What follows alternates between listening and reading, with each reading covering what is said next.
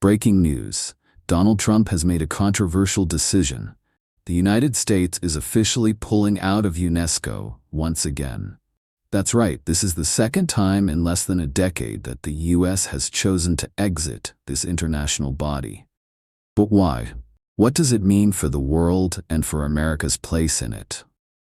Stick with me because I'm about to break down the shocking reasons behind this move and how it could change the future of global cooperation, education, and diplomacy. This is going to be huge. You won't want to miss it.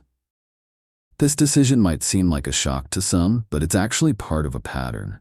In 2017, Trump withdrew the US from UNESCO, citing political reasons, anti-Israel bias, and financial concerns. Fast forward to 2025, and here we are again with a very similar decision, but this time there are new dimensions to explore. Now, before we dive deep into the reasoning behind this dramatic move, let's make sure we understand exactly what UNESCO is and why this is such a big deal. The United Nations Educational, Scientific, and Cultural Organization, or UNESCO, is one of the UN's most important bodies. It's responsible for protecting World Heritage Sites, promoting education, advancing science, and fostering intercultural dialogue around the globe. Essentially, UNESCO plays a critical role in preserving the cultural and scientific achievements that define human progress. So what happens when the US, one of UNESCO's largest contributors, decides to withdraw once again? That's the central question we need to answer. Let's break this down. To understand why Trump made this move, we need to look at the political context. The root of the problem goes back to 2011, when UNESCO made a controversial decision to admit Palestine as a full member state.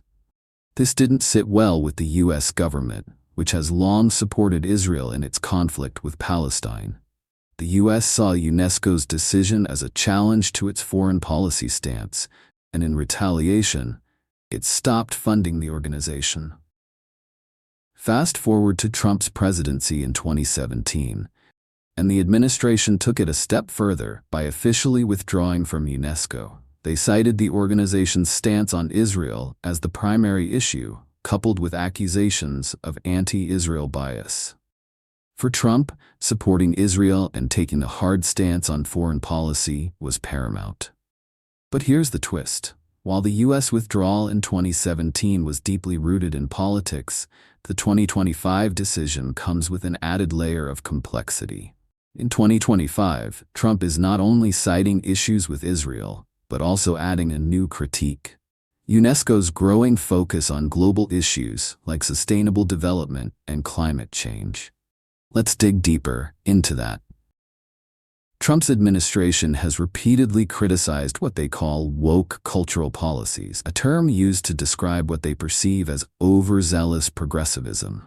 In their view, global institutions like UNESCO have increasingly become platforms for advocating political and social causes that don't align with America's interests.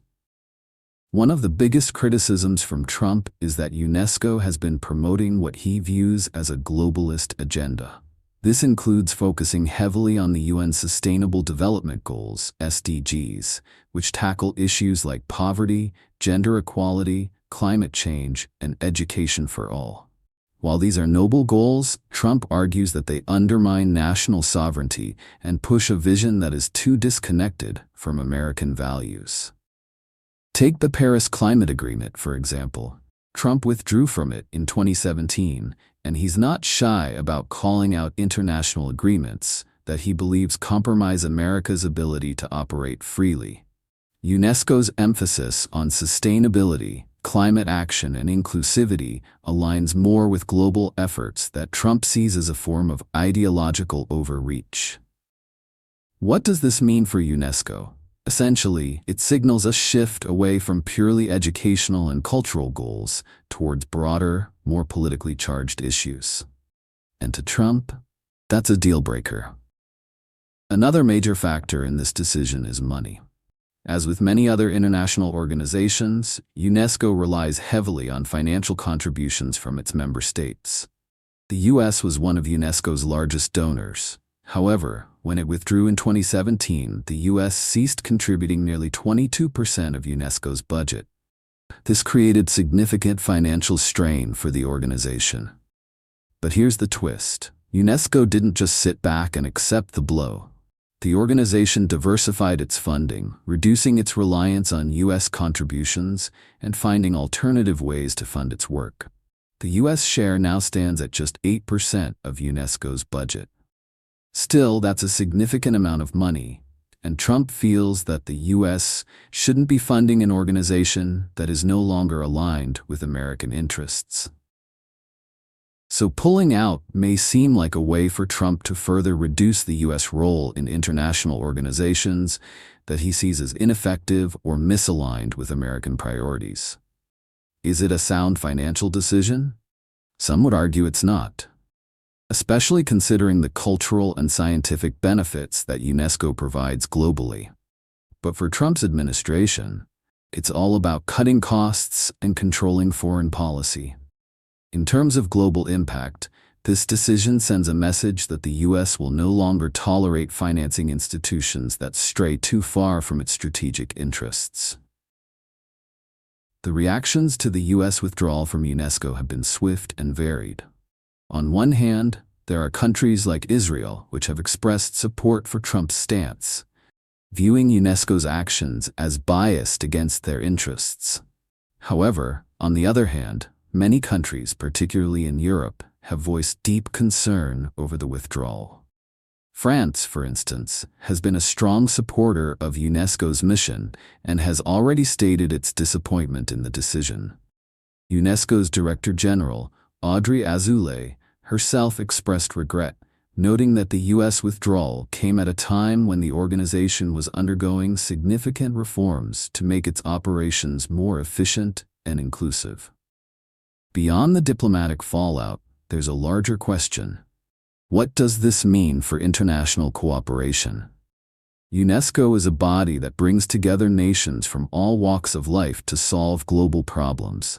Withdrawing from it makes a statement that the US is distancing itself from a global framework of cooperation. And that, quite frankly, may weaken the US's ability to influence global affairs in the long term. The question remains, is this isolationism or a strategic move to refocus US foreign policy? Time will tell, but one thing's for sure. This withdrawal isn't just a policy shift, it's a statement. So what's next for the US and UNESCO? Is this the final straw for American involvement in international organizations? The US has already withdrawn from several key international bodies under Trump's leadership, including the World Health Organization and the UN Human Rights Council. It's clear that the America First doctrine is being applied across the board. But does this mean the US is turning its back on global leadership? Or does it simply reflect a shift in strategy? The international community is already reacting, but how the US positions itself going forward will depend on the broader geopolitical context. In the end, it comes down to one question. Will the US continue down this path of withdrawal, or will future administrations choose to re-engage with global organizations like UNESCO? That remains to be seen. Trump's decision to withdraw from UNESCO might seem like just another political move, but its implications could echo across the international stage for years to come. Whether you support or oppose this decision, one thing is clear. It marks a turning point in global diplomacy. So what do you think? Is this the right call for America, or should the US be more involved in organizations like UNESCO? Let me know your thoughts in the comments below. Don't forget to like and subscribe for more deep dives into global politics and policy. Catch you in the next video.